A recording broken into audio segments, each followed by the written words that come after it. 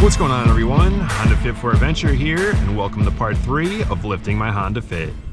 Now this is where I planned on installing the Tema 4x4 lift kit on the Honda Fit, but I've kind of been advised against doing so today we'll be going up another tire size. We'll be going from a 205 55/16 to a 205 60/16. Now the base model Honda Fit comes with a 15-inch rim and a 185 60/15 tire. All the other trim levels come with a 16-inch rim and a 185 55/16 tire. The difference between the two is only about 7 millimeters in diameter, but for today's video, we'll be comparing the new tires to the stock 16-inch rim and tire setup. The new rim and tire setup is 25.68 inches or 652.4 millimeters in diameter. The stock Honda Fit rim and tire setup is 24.01 inches or 609.9 millimeters. That's 1.673 inches or 42.5 millimeters larger than the stock tire and 0.807 inches or 20.5 millimeters larger than the 205 55/16 setup. This lifted the Honda Fit 0.836 inches or 21.25 millimeters and lifted the base models 0.972 inches or 24.7 millimeters. But does it rub? The log test. Now I don't have a full 4x4 to drive over like I did in my last video, but I don't think that'll make too much of a difference.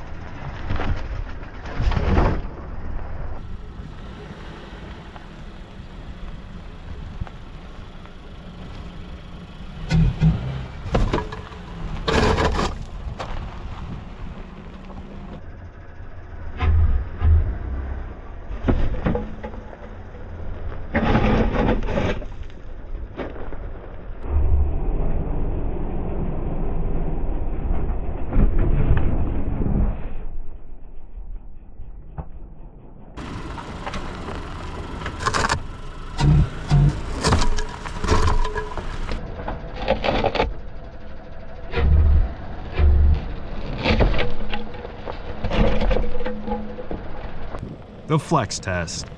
Based on last year's test, I knew we were going to be able to drive over the ramps without bottoming out, but I didn't know if this would compress the suspension enough to make the wheel touch the fender. We came pretty close, but there was still enough room to jam a few fingers in there, at least up to the knuckle. I think this is the tightest clearance where the fender meets the bumper.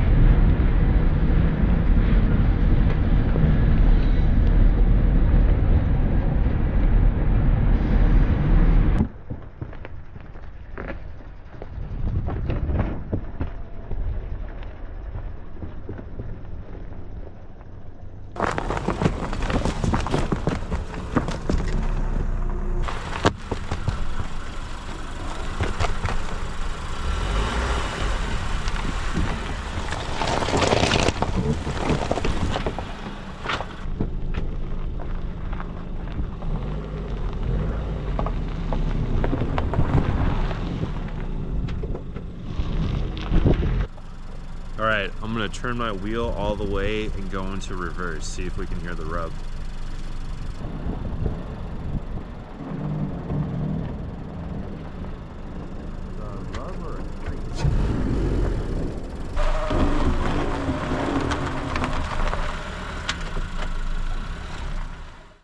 Swerve Curve.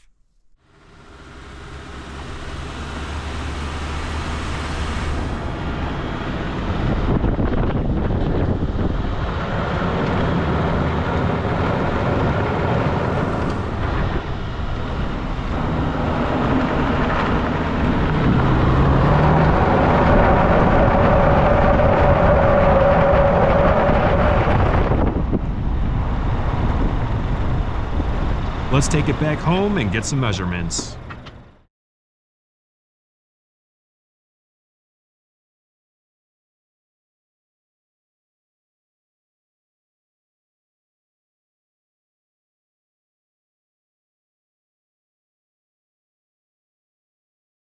I'm going to say roughly 1.25 inches by 33 millimeters.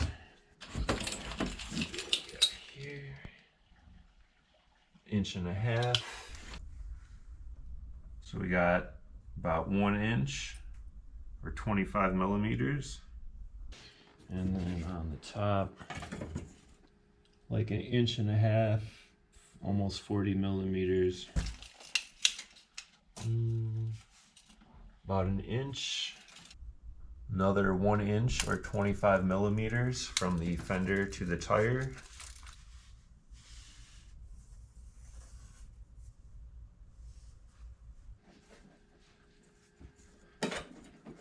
Like 3 inches or 75 millimeters. Definitely 2.5 over there. 2 1/8.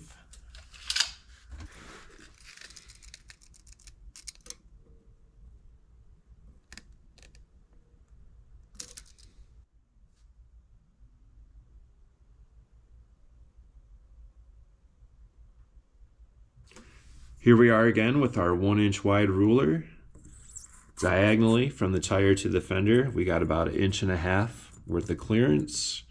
And then horizontally, we're gonna say about 3/4 once again. A little under 1 inch here. Pinchweld.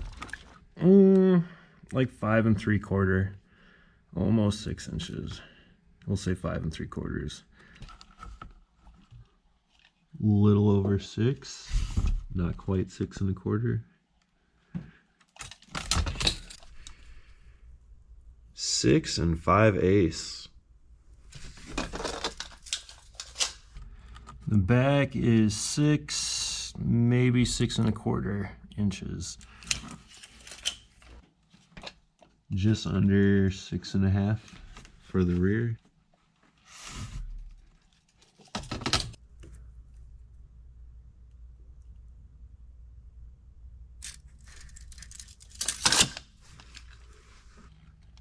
About 2 inches, maybe 1 inch, a little under 1 inch, and 2.5 in the back.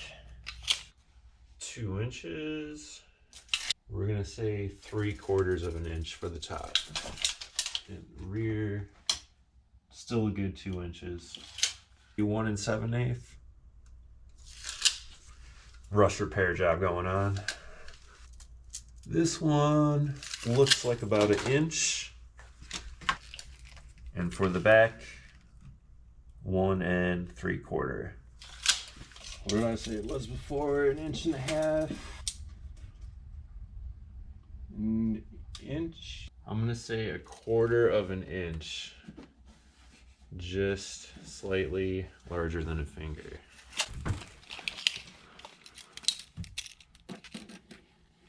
I would say it actually fits it perfectly.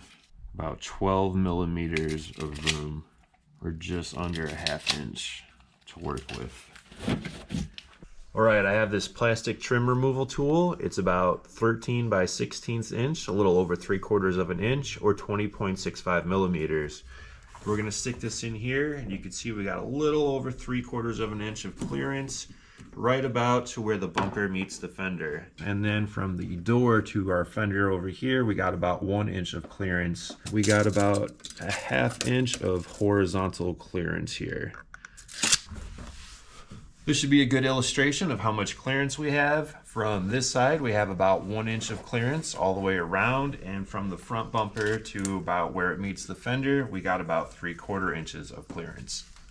So roughly 3/4 inch diagonally for clearance, or 1/2 inch horizontally for clearance. On this one.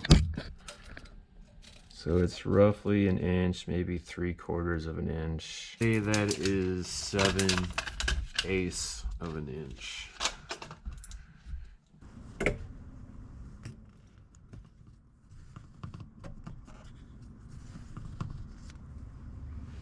As you can see, we're cutting it close a little bit while turning. This is actually just plastic that could be pinned back. The tab just popped out.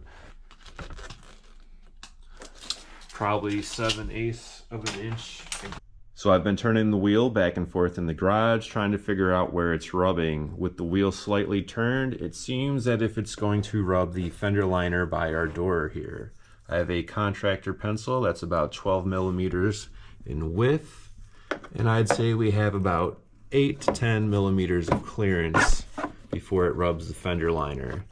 Combine that with the tire going up or down, driving on the road, this is most likely where we're rubbing. In conclusion, I'm going to give this setup about an 89%. It does do fine on the highway and tollway and turning left and right on the streets. However, if you do have to make a U-turn or back sharply out of a parking space, you are going to rub the fender liners. I'd also like to mention that any differences or similarities in the measurements may have been caused by some bad suspension, as seen in the log test. All tests performed on the 205/60/16 setup is on relatively new but OEM suspension. The Yokohama tire seems to also have a more rounded sidewall, whereas the Rikon Raptor has a more flush and vertical surface. That's going to conclude today's video, and we'll see you next time.